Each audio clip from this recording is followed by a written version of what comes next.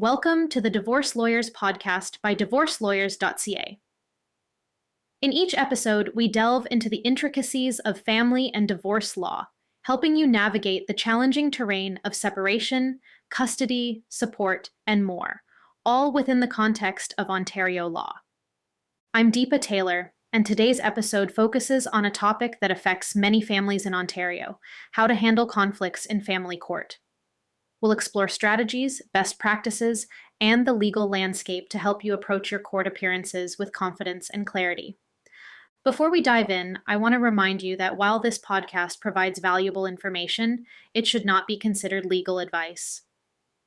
For personalized guidance, please consult one of our lawyers by visiting DivorceLawyers.ca. Let's get started. Family court conflicts are often rooted in the intense emotions that arise during separation or divorce. Whether it's about child custody, support payments, or property division, these disputes can quickly escalate, making the court process even more challenging. The first thing to understand is that family court is designed to resolve disputes in a structured manner. It's not a venue for emotional battles. Rather, it's a place where the law, not personal feelings, will guide the outcome. Common conflicts that arise in family court often revolve around issues like custody and access disputes, support payments, and property division. Custody and access disputes typically involve disagreements about where the children will live, how much time they will spend with each parent, and who will make important decisions regarding their upbringing. Support payments can become contentious, particularly when there's uncertainty or disagreement over financial situations. As for property division, conflicts often arise when one party feels that the other is hiding assets or not being truthful about financial matters. Recognizing these conflicts is the first step in handling them effectively.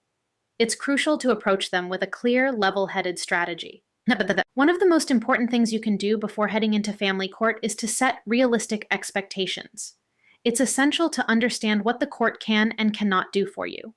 For example, the court can make decisions about custody, support, and property division, but it cannot force your ex-spouse to behave or feel a certain way. As you prepare for court, it's important to be clear about what you want to achieve.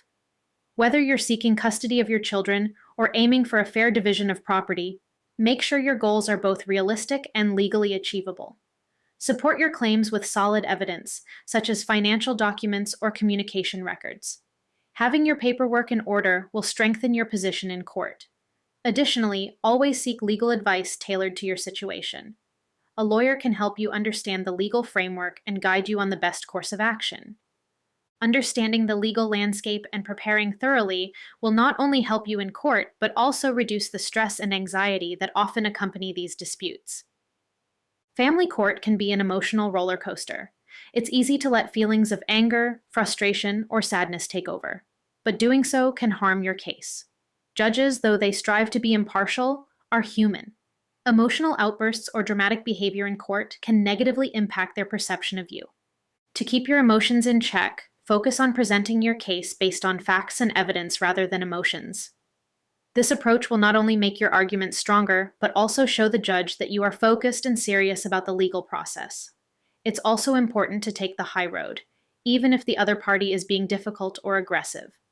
Stay calm and composed, and let your lawyer handle any confrontational behavior from the other side.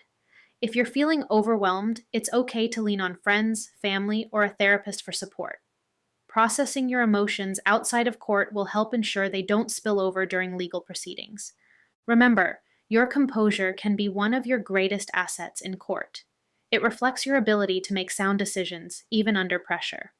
Now that we've covered the emotional aspect, let's discuss the practical steps you can take to present yourself effectively in court. It's important to be punctual and prepared. Arriving on time and being well prepared demonstrates respect for the court and the legal process. Make sure you have all necessary documents and know the key points you want to address. Dressing neatly and professionally, though not necessarily in formal attire, can also make a positive impression. Additionally, following court protocols, such as addressing the judge with the proper title, Your Honor, and speaking only when it's your turn, is crucial. Whether you're speaking yourself or your lawyer is presenting on your behalf, ensure that your arguments are clear and concise. Avoid rambling or getting sidetracked by unrelated issues. These best practices might seem straightforward, but they can significantly impact how your case is perceived by the court. Following court orders is crucial in family law cases. Whether it's an interim order for child support or a final order for property division, compliance is not optional. There are several reasons why it's important to follow court orders. First, failure to do so can lead to serious legal consequences, including fines, enforcement actions, and in extreme cases, jail time. Second, consistently following court orders builds your credibility in the eyes of the court. It shows the judge that you respect the legal process and are committed to resolving the issues in good faith. Finally, noncompliance can affect future court decisions, particularly in ongoing custody or support disputes. Judges are more likely to rule favorably for those who have demonstrated a willingness to comply with court orders. If you're having trouble complying with a court order due to changing circumstances, it's important to address this through legal channels. Don't simply ignore the order. Seek a modification if necessary. Navigating family court can be overwhelming, especially if the conflict is high or if the issues at hand are complex. This is where legal advice becomes invaluable. Consider seeking legal help if the conflict is escalating. Negotiations with your ex-partner are breaking down, or if they're refusing to comply with agreements.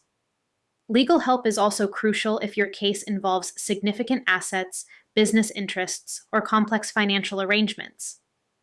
And if the process is becoming too much for you to handle alone, a lawyer can take on the burden and help you focus on what's most important. Your lawyer is not just your advocate in court, they are also your guide through the legal process. Don't hesitate to reach out if you need support.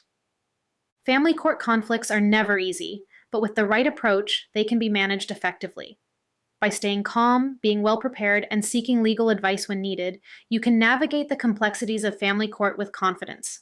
Thank you for tuning in to the Divorce Lawyers podcast, brought to you by DivorceLawyers.ca.